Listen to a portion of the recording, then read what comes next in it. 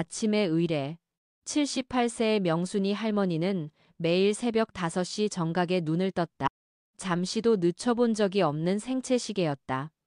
무릎이 쑤시고 허리가 아팠지만 50년 넘게 지켜온 습관을 버릴 수는 없었다. 침대에서 일어나 옷을 갈아입는 동작 하나하나가 고된 노동이었다. 특히 겨울이면 관절이 더욱 뻣뻣해져서 단추를 채우는 것조차 힘들었다. 북촌 한옥마을 깊숙한 골목. 향미전의 나무 간판은 세월의 무게로 글자가 거의 지워져 가고 있었다. 할머니는 쇠고리를 돌려 문을 열고 어둠 속에서 하나씩 형광등을 켰다. 깜빡거리는 불빛이 안정될 때까지 기다리는 것도 이제는 일상이었다. 가스레인지에 불을 켜고 물을 끓이는 동안 할머니는 어젯밤에 준비해둔 떡을 꺼냈다. 칼을 잡는 손이 미세하게 떨렸다. 언제부터인가 시작된 떨림이었는데 점점 심해지고 있었다. 하지만 아무에게도 말하지 않았다. 말한다고 해서 나아질 일도 아니고 걱정만 끼칠 뿐이었다. 쿨록, 쿨록. 찬바람이 들어올 때마다 나오는 기침이 오늘따라 더 심했다. 가슴 깊은 곳에서 올라오는 그 기침은 때로는 숨이 막힐 정도였다. 할머니는 물 한 모금을 마시고 진정시키려 했지만 쉽게 가라앉지 않았다. 빈 가게의 하루. 오전 9시가 되었다. 예전 같으면 벌써 손님들로 북적였을 시간이었다. 출근길 직장인들이 따끈한 떡볶이 한 그릇으로 아침을 때우던 시절이 있었다. 점심시간이면 근처 사무실 직원들이 줄을 서서 기다리던 때도 있었다. 하지만 이제는 달랐다. 골목 입구에 들어선 편의점이 모든 것을 바꿔놓았다. 즉석 떡볶이, 전자레인지로 데우는 김밥, 1+1 이벤트로 파는 삼각김밥들이 향미전의 단골들을 하나둘씩 빼앗아 갔다. 빠르고 싸고 간편하지. 할머니는 빈 의자들을 바라보며 중얼거렸다. 요즘 젊은 사람들은 기다리는 것을 싫어했다. 떡을 썰고 양념을 만들고 정성스럽게 끓여내는 시간이 그들에게는 낭비일 뿐이었다. 오전 11시쯤 첫 번째 손님이 들어왔다. 동네에 사는 70대 할아버지였다. 어서 오세요. 떡볶이 하나만. 네. 잠시만 기다리세요. 할머니는 정성스럽게 떡을 끓였다. 간을 맞추고 파를 올리고 깨를 뿌리는 것까지 예전과 똑같이 했다. 할아버지는 후루룩 소리를 내며 떡볶이를 먹었다. 역시 여기가 제일 맛있어요. 편의점 떡볶이는 먹을 게 못 돼. 고맙습니다. 하지만 그것이 그날의 마지막 손님이었다. 오후 내내 아무도 오지 않았다. 할머니는 준비해둔 떡들이 굳어가는 것을 지켜보며 한숨을 내쉬었다. 예상치 못한 귀환. 오후 5시쯤 골목 어귀에서 캐리어 바퀴 굴러가는 소리가 들렸다. 할머니는 고개를 들어 창밖을 내다봤다. 익숙한 실루엣이 천천히 다가오고 있었다. 진우구나. 30대 중반의 진우는 몇 달 전과는 사뭇 다른 모습이었다. 머리는 길게 자랐고 얼굴은 야위었으며 어깨는 축 처져 있었다. 캐리어 하나와 기타 케이스가 그의 전 재산인 듯했다. 할머니, 왔구나. 힘들었지? 진우는 대답 대신 빈 가게를 둘러봤다. 기억 속에 북적이던 향미전과는 너무나 달랐다. 초등학교 때 방학마다 놀러와서 떡볶이를 먹던 그 가게가 이렇게 쓸쓸해 보인 적은 없었다. 손님이 별로 없나 봐요. 요즘 세상이 그렇지 뭐. 밥은 먹었니? 네. 먹었어요. 사실 진우는 아침부터 아무것도 먹지 못했다. 서울에서 여기까지 오는 버스비마저 아껴서 써야 할 처지였다. 하지만 할머니에게 걱정을 끼치고 싶지 않았다. 할머니는 그런 진우의 마음을 알아차렸다. 50년 넘게 사람들을 대하며 살아온 경험으로 굶은 사람의 표정을 읽을 수 있었다. 그래도 조금만 먹어라. 할머니가 해줄게. 괜찮아요. 괜찮긴 뭐가 괜찮아. 앉아. 진우는 할 수 없이 테이블에 앉았다. 할머니는 떡볶이를 끓이기 시작했다. 가스레인지 위에 냄비에서 보글보글 끓는 소리가 조용한 가게 안에 울렸다. 서먹한 대화. 밴드는 어떻게 됐니? 할머니의 질문에 진우는 잠시 젓가락질을 멈췄다. 해체했어요. 왜? 그냥 안 됐어요. 진우는 더 이상 설명하고 싶지 않았다. 3년 동안 함께했던 멤버들과의 갈등, 앨범 제작비로 빌린 2천만 원의 빚, 현실과 이상 사이에서 겪은 좌절감들을 어떻게 설명할 수 있겠는가. 그래도 음악은 계속할 거지. 모르겠어요. 할머니는 진우의 변화를 느꼈다. 예전에는 그렇게 음악에 대해 열정적으로 이야기하던 손자가 이제는 한마디 말을 꺼내는 것도 힘들어 보였다. 힘들지? 네. 할머니도 힘들어. 할머니의 솔직한 고백에 진우는 고개를 들었다. 가게가? 요즘은 하루에 한두 명 오면 다행이야. 두 사람은 잠시 말이 없었다. 각자의 어려움을 안고 있었지만 서로에게 털어놓기에는 아직 거리가 있었다. 여기서 좀 있어도 될까요? 당연하지. 내 집이야. 하지만 그 말이 진심인지 의무감인지 진우는 알 수 없었다. 할머니 역시 갑작스럽게 돌아온 손자를 어떻게 대해야 할지 확신이 서지 않았다. 불안한 밤, 그날 밤.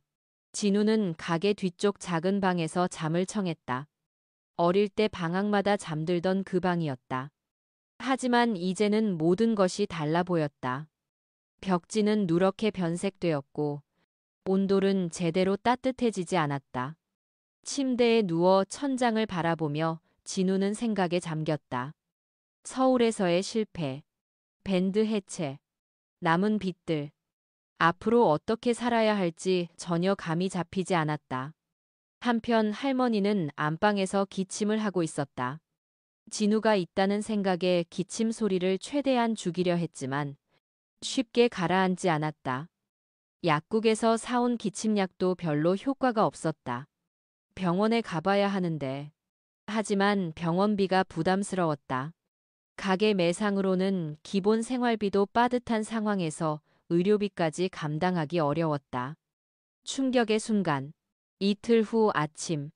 우편함에서 두꺼운 봉투가 나왔다. 은행 로고가 찍힌 공식 문서였다. 할머니는 돋보기를 쓰고 천천히 읽기 시작했다. 압류 최종 통고서. 글자들이 눈앞에서 흔들렸다. 손이 떨려서 제대로 읽을 수가 없었다. 할머니, 무슨 일이에요? 진우가 다가와서 서류를 받아들었다. 내용을 읽는 진우의 표정이 점점 굳어졌다. 이게 진짜예요? 3천만 원을? 그런 게 아니야. 나도 모르겠어. 할머니는 주저앉았다. 다리에 힘이 빠져서 서 있을 수가 없었다. 언제부터 이런 일이 있었던 거예요? 작년부터. 매상이 너무 안 좋아서 운영 자금을 좀 빌렸었어. 왜 말씀 안 하셨어요? 너한테 무슨 걱정을. 진우는 서류를 다시 자세히 읽어봤다.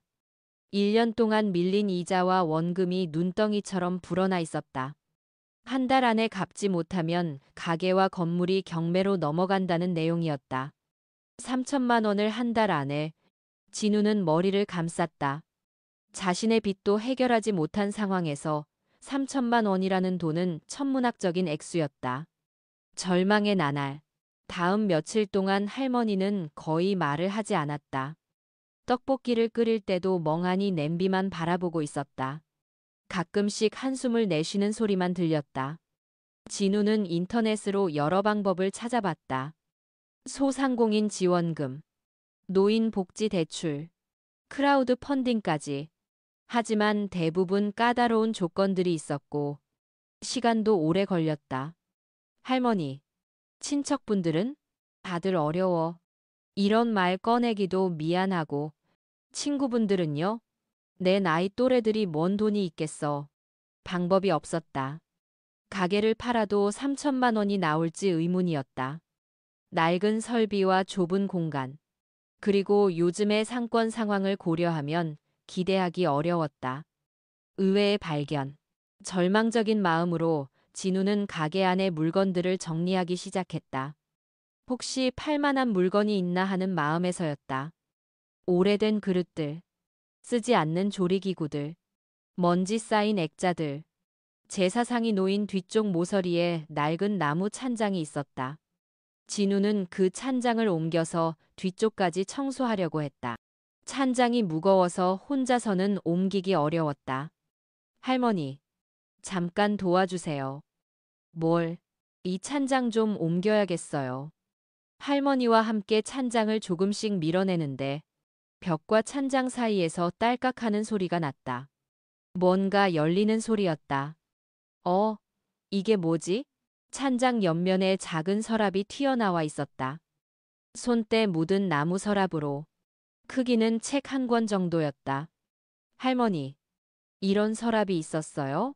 할머니는 놀란 표정으로 서랍을 바라봤다. 그런 게 있었나? 나도 몰랐는데. 진우가 서랍을 조심스럽게 열어봤다. 안에는 오래된 가죽 봉투가 들어있었다. 봉투는 끈으로 단단히 묶여 있었고 가죽은 세월의 흔적으로 갈색으로 변해 있었다. 진실의 조각들. 진우는 할머니 앞에서 봉투를 열었다. 첫 번째로 나온 것은 토지대장이었다. 한자로 빼곡히 적힌 오래된 문서였다. 강남구 신사동. 현재의 주소로 바꿔보니 지하철역 근처의 상업지역이었다. 면적도 상당했다. 이게 우리 땅이에요?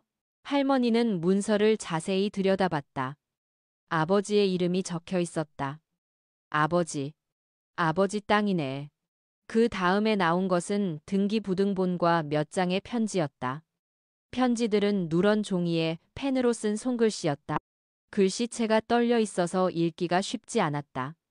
진우가 첫 번째 편지를 읽기 시작했다. 박영춘 올림.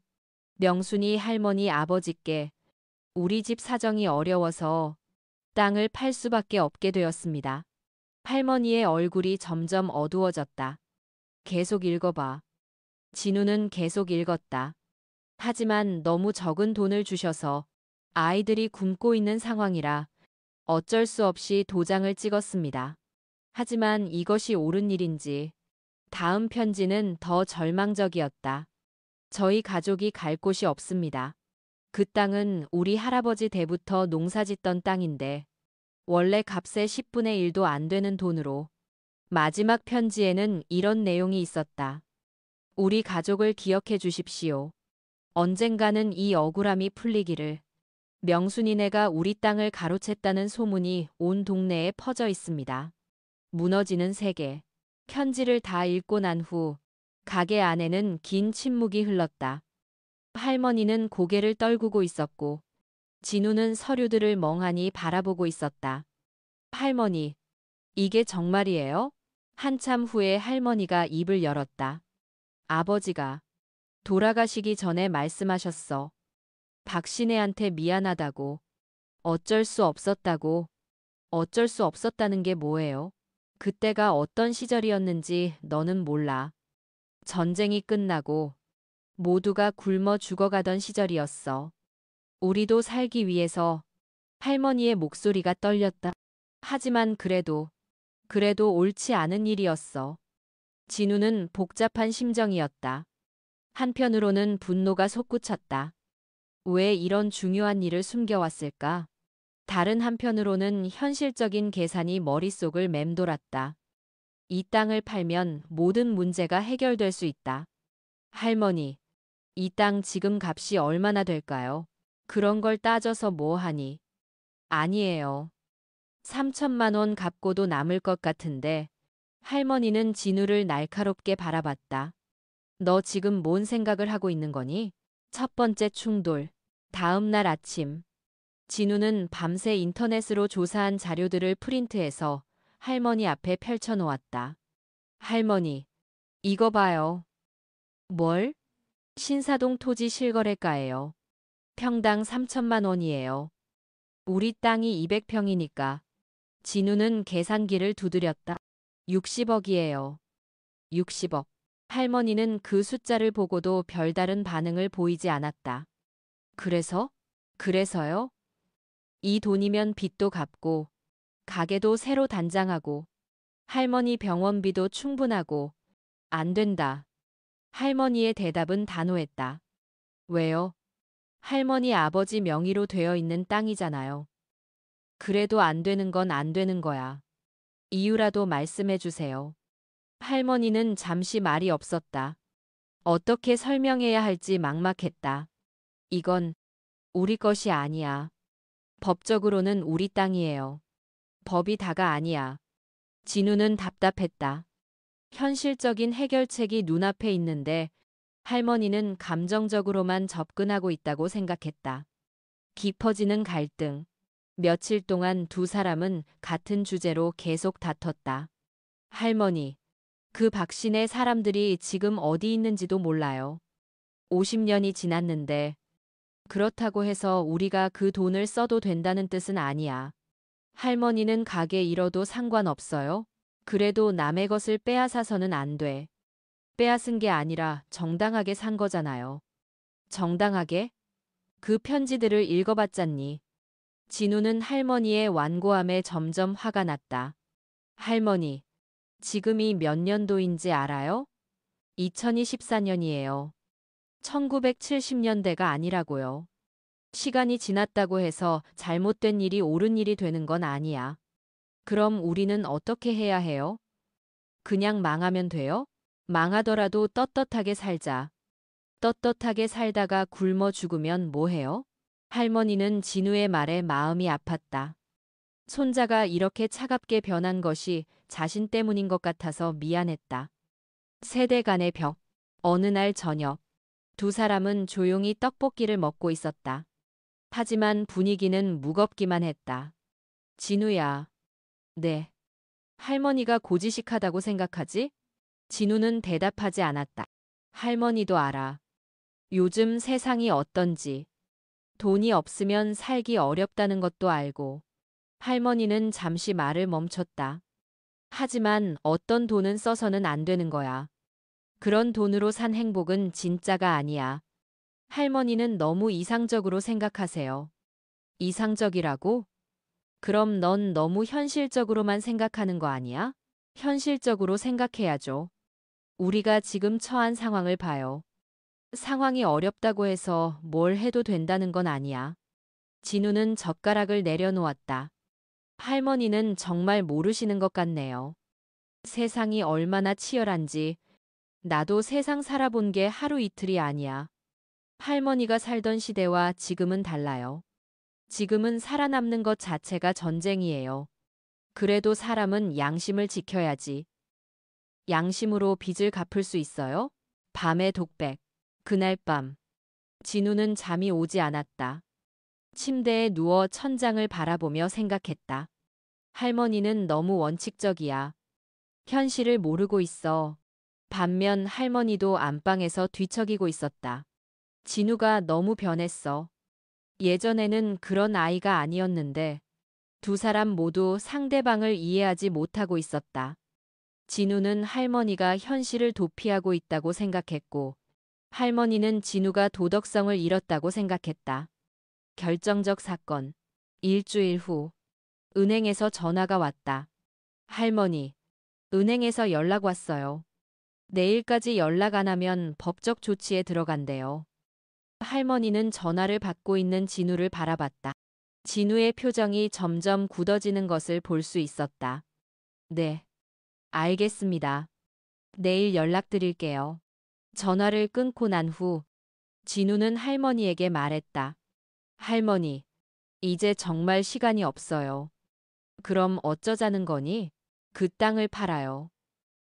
다른 방법이 없어요. 안 된다고 했잖니. 그럼 가게를 잃으면 되나요? 할머니가 평생 일궈온 이 모든 걸 다 잃으면 되는 거예요? 진우의 목소리가 높아졌다. 할머니는 정말 모르세요. 이 가게가 없으면 할머니는 어디서 살 거예요? 연금도 제대로 없으시잖아요. 그래도가 뭐예요? 현실을 봐요. 현실을. 할머니는 진우의 절박한 목소리에 마음이 흔들렸다. 손자 말이 틀린 것은 아니었다. 이 가게를 잃으면 정말 갈 곳이 없었다.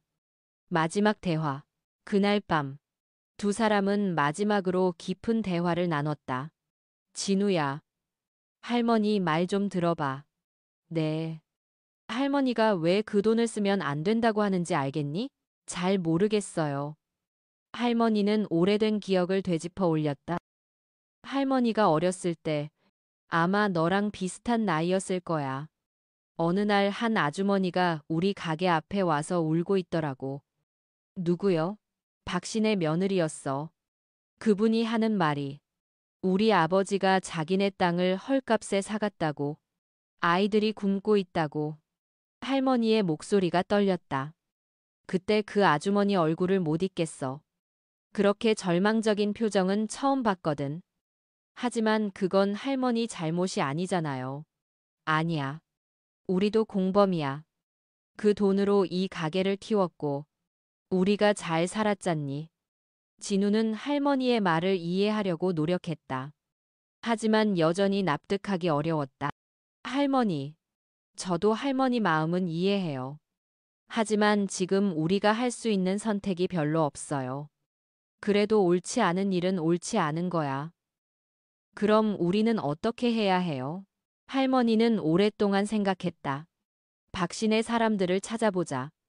네? 그 사람들을 찾아서 직접 이야기해보자. 그래야 할 것 같아. 이별의 예고. 진우는 할머니의 제안에 당황했다. 할머니, 그 사람들이 지금 어디 있는지도 모르는데 어떻게 찾아요? 너 컴퓨터 잘하잖니. 찾을 수 있을 거야. 설사 찾는다고 해도 그분들이 뭐라고 할지 알아요? 그래도 해야 할 일은 해야지. 진우는 답답했다. 시간은 없고 할머니는 비현실적인 제안만 하고 있었다. 할머니, 저는 더 이상 여기 있을 수 없을 것 같아요. 어디 갈 거니? 서울로 다시 올라가서 뭔가 방법을 찾아봐야겠어요. 진우야, 할머니는 할머니 방식대로 하세요. 저는 제 방식대로 할게요. 진우는 짐을 싸기 시작했다. 할머니는 그런 진우를 말리지 않았다. 말려도 소용없다는 것을 알고 있었다. 떠나는 손자. 다음 날 아침. 진우는 가방을 들고 문 앞에 섰다. 할머니, 갔다 올게요. 언제 올 거니? 모르겠어요. 할머니는 진우에게 다가가서 봉투 하나를 건넸다. 이거라도 가져가라. 봉투 안에는 10만 원이 들어 있었다. 할머니가 모아둔 용돈이었다. 괜찮아요. 그래도 가져가. 할머니 마음이야. 진우는 봉투를 받았다. 무거웠다. 할머니, 몸 조심하세요. 너도. 진우가 골목을 벗어나는 모습을 보며 할머니는 한숨을 내쉬었다. 이제 혼자 남게 되었다. 혼자서의 결심. 진우가 떠나고 난 후 향미전은 더욱 조용해졌다. 할머니는 혼자서 가게를 지키며 생각에 잠겼다. 진우의 말도 틀리지 않았다. 현실적으로 생각하면 그 땅을 파는 것이 최선의 선택일 수도 있었다. 하지만 마음 한편에서는 박신의 아주머니의 얼굴이 떠올랐다. 그 절망적인 표정, 눈물, 그리고 원망의 시선들. 그래도 알아야 하지 않을까? 그 사람들이 어떻게 살고 있는지. 할머니는 결심을 굳혔다. 박신의 후손들을 찾아보기로 했다. 도움의 손길. 문제는 할머니가 컴퓨터나 인터넷을 전혀 할 줄 모른다는 것이었다. 혼자서는 불가능한 일이었다. 며칠 고민한 끝에 할머니는 근처 PC방을 찾아갔다. 젊은 사장에게 사정을 설명하고 도움을 요청했다. 할머니, 그런 걸 어떻게 찾아요? 모르겠어. 그냥 박씨라는 성씨만 알고 있어. 방 사장은 난처해했다. 하지만 할머니의 간절한 표정을 보고 도와주기로 했다. 할머니, 시간이 좀 걸릴 것 같은데 괜찮으세요? 괜찮아. 천천히 해줘. 진우의 마음 변화. 한편 서울로 올라간 진우는 친구 집에서 지내며 일자리를 찾고 있었다. 하지만 마음 한구석이 계속 무거웠다. 할머니를 혼자 둔 것에 대한 죄책감 때문이었다. 며칠 후 할머니에게서 전화가 왔다. 진우야, 나 좀 도와줄래? 할머니, 무슨 일이에요? 박신의 사람들을 찾고 있는데 너 없으니까 너무 어렵더라. 진우는 잠시 망설였다. 할머니, 그런 건 의미 없어요. 시간 낭비예요. 그래도 한번 해보자. 제발. 할머니의 목소리에서 절박함이 느껴졌다. 알겠어요. 내려갈게요. 함께 찾기. 다음 날. 진우는 다시 향미전으로 돌아왔다. 할머니는 진우를 보자 안도의 표정을 지었다. 고생했어. 할머니. 정말 찾아보는 거예요? 응. 진우는 할머니의 의지가 확고하다는 것을 깨달았다. 더 이상 반대해도 소용없을 것 같았다. 어떤 정보가 있어요? 할머니는 편지들을 다시 꺼냈다. 박영춘이라는 이름이 있어. 그리고 주소도. 진우는 편지를 자세히 살펴봤다. 1970년대의 주소였지만 단서가 될 수는 있었다. 수사의 시작. 진우는 본격적으로 조사를 시작했다. 우선 옛 주소를 현재 주소로 변환했다. 그 다음에는 그 지역의 이주 기록들을 찾아봤다. 그 다음에는 그 지역의 이주 기록들을 찾아봤다. 구청 홈페이지, 동사무소 게시판, 지역 커뮤니티까지 샅샅이 뒤졌다. 박영춘이라는 이름으로 검색도 해봤지만 너무 흔한 이름이었다. 할머니, 다른 단서는 없어요? 글쎄, 농사를 지었다고 했으니까. 진우는 농업 관련 기록들도 찾아봤다. 농지 소유 기록, 농업협동조합 명단 등등. 첫 번째 성과. 며칠간의 노력 끝에 진우는 한 가지 단서를 찾았다. 난델 간서를 강간해를 산공 사진은 노력 끝. 1980년대 신문 기사에서 박영춘이라는 이름을 발견한 것이었다. 할머니, 이거 봐요. 신문 기사는 농지 수용에 대한 내용이었다. 그 중에 박영춘이라는 이름이 언급되어 있었다. 이 사람이 맞을까요? 나이나 지역을 보면 맞을 것 같은데. 기사에는 박영춘 씨가 가족과 함께 서울로 이주했다는 내용이 있었다. 더 깊은 조사. 이제 방향이 생겼다. 진우는 서울 지역의 기록들을 중심으로 조사를 계속했다. 주민등록 변동 기록, 학교 졸업생 명단, 심지어 부고 기사까지. 몇 주간의 끈질긴 조사 끝에 진우는 결정적인 단서를 찾았다. 온라인 족보 사이트에서 박영춘의 가계도를 발견한 것이었다. 할머니, 찾았어요. 족보에 따르면 박영춘은 1995년에 사망했고 아들 박민수와 며느리, 그리고 손자 박민호가 있었다. 현재의 박씨 가족. 진우는 박민수 가족의 현재 상황을 더 자세히 조사했다. 그들은 구로구의 한 다세대 주택에서 살고 있었다. 박민수는 10년 전에 사망했고 현재는 부인 박영자 65세와 아들 박민호 32세가 살고 있었다. 더 충격적인 것은 그들의 경제적 상황이었다. 박영자 씨는 심장병을 앓고 있었지만 수술비가 없어서 치료를 미루고 있었고 박민호는 편의점 아르바이트로 생계를 유지하고 있었다. 할머니, 이 사람들 정말 어렵게 살고 있어요. 할머니는 자료들을 보며 눈물을 흘렸다. 역시 그렇구나. 우리 때문에. 연락의 시도. 진우는 박씨 가족에게 연락하는 방법을 고민했다. 갑자기 찾아가서 50년 전 이야기를 꺼내는 것은 부담스러울 것 같았다.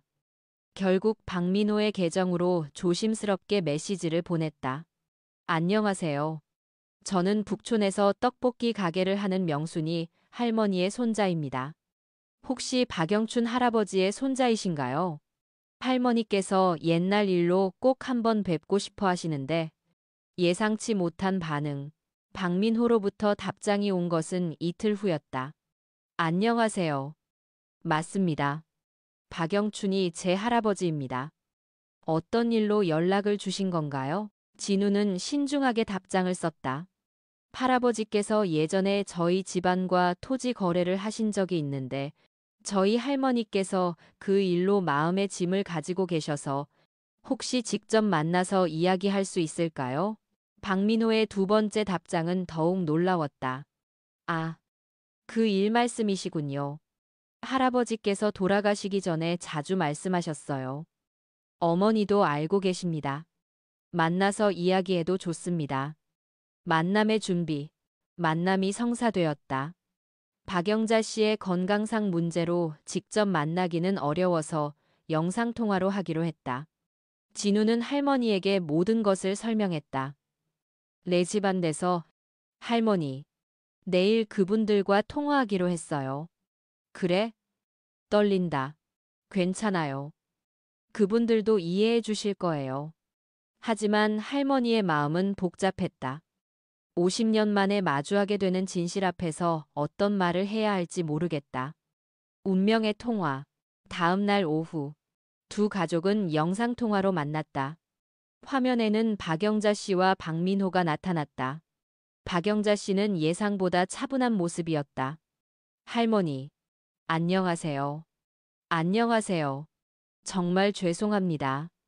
할머니가 고개를 숙이며 인사하자 박영자 씨가 말했다. 고개 드세요. 저희가 원망하는 건 아니에요. 하지만 할아버지께서 돌아가시기 전에 자주 말씀하셨어요. 그때가 어떤 시절이었는지, 모두가 살기 어려웠던 시절이라고. 예상과 다른 대화. 진우는 박 씨 가족이 분노하거나 요구사항을 제시할 것이라고 예상했다. 하지만 그들의 반응은 전혀 달랐다. 저희는 원망 같은 건 없어요. 오히려 이렇게 찾아주셔서 고마워요. 박민호가 말을 이었다.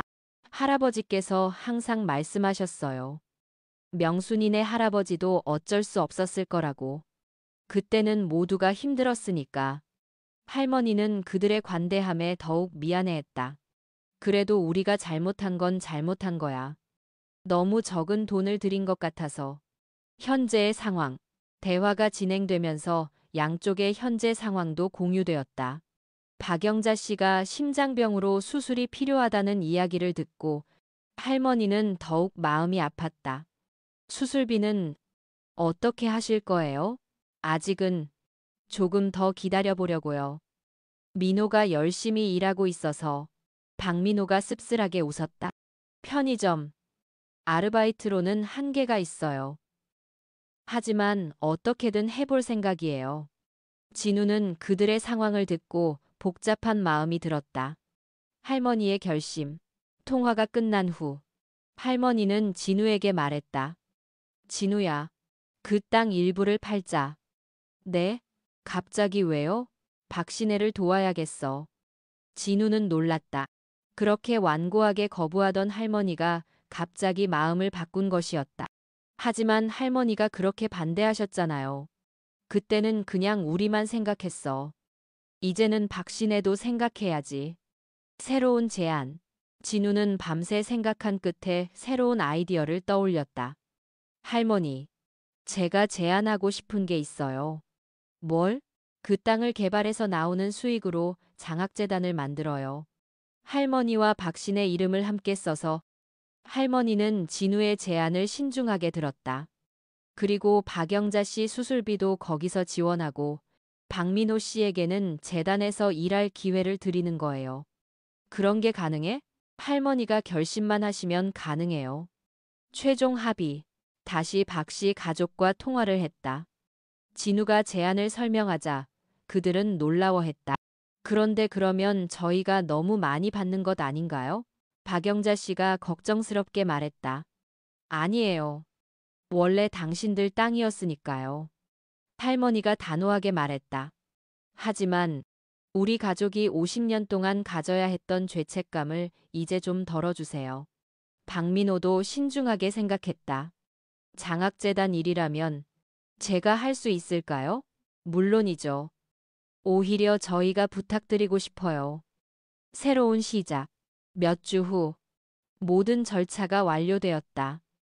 하양미 파크 장학재단이 설립되었고 박영자 씨의 수술도 성공적으로 끝났다. 향미전도 변화했다. 빚은 갚았지만 가게 규모는 절반으로 줄어들었다. 하지만 할머니와 진우는 더 이상 갈등하지 않았다. 할머니, 후회 안 해요? 후회. 왜? 돈을 다 써버려서요. 할머니는 웃었다. 돈은 또 벌면 되잖니. 하지만 마음의 짐은 평생 가져가야 하는 거야. 겨울이 되었다. 향미전은 여전히 골목에 자리하고 있었다. 가게는 작아졌지만 분위기는 더 따뜻해졌다. 할머니의 기침은 여전했고 진우는 아직도 다른 일을 해서 돈을 벌어야 했다. 하지만 두 사람은 더 이상 서로를 원망하지 않았다. 가게 한쪽 벽에는 작은 액자가 걸려 있었다. 비양미 발장학재단 1호 장학생 인증서였다. 근처 고등학교에 다니는 김민지라는 학생이 받은 것이었다. 매주 토요일이면 박민호가 재단 업무로 향미전을 방문했다. 할머니는 그때마다 떡볶이를 끓여주었다. 이 맛이 그립더라고요. 박민호가 말하면 할머니는 흐뭇해했다. 자주 와라. 언제든지 환영이야. 완전하지 않은 해결. 모든 것이 완벽하게 해결된 것은 아니었다. 향미전의 매상은 여전히 좋지 않았고 할머니의 건강도 계속 악화되고 있었다. 진우도 경제적으로 여전히 어려웠다. 하지만 그들은 더 이상 과거에 매달리지 않았다. 불완전한 현재를 받아들이고 할 수 있는 만큼 최선을 다하며 살아가고 있었다. 어느 날 저녁, 가게 정리를 하던 진우가 할머니에게 물었다. 할머니, 지금 행복하세요? 할머니는 잠시 생각하더니 대답했다. 행복이라는 게 뭔지 모르겠어. 하지만 적어도 마음은 편해졌어. 그것만으로도 충분하죠. 그래, 그것만으로도 충분해. 두 사람은 조용히 가게 정리를 마쳤다. 밖에는 눈이 내리기 시작했고 골목에는 따뜻한 불빛이 스며들었다. 완벽한 해답은 없었지만 그들은 각자의 방식으로 평화를 찾아가고 있었다. 그리고 그것이면 충분했다.